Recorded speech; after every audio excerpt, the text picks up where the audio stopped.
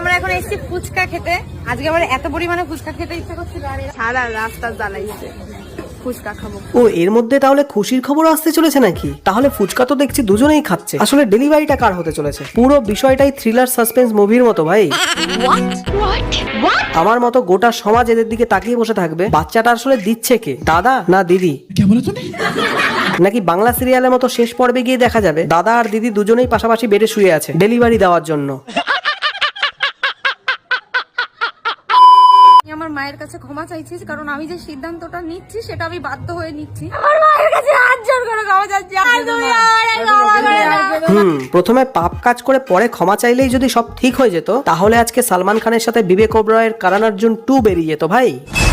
मैं आ जाऊं क्या अपनी पर?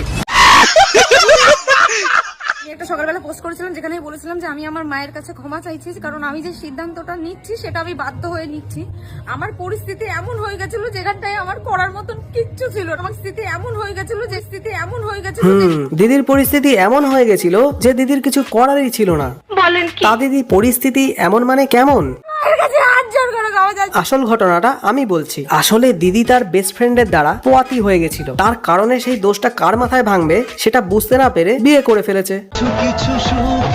তাও আবার ভুল মানুষকেই, একটা মেয়েকেই, যার সেই অস্ত্রটাই নেই, যেই অস্ত্রের কারণে দেশের পপুলেশন আজকে প্রায় 150 কোটি ছুঁই ছুঁই। তাহলে একবার ভেবে দেখো দিদির মাথায় কত বুদ্ধি। এই বুদ্ধি নিয়ে আবার সমাজ বদলাতে এসছে আমাদের তানিয়া দিদি। এই জন্যই আমাদের সমাজ এতটা পিছিয়ে আছে। देश संकट में है। তো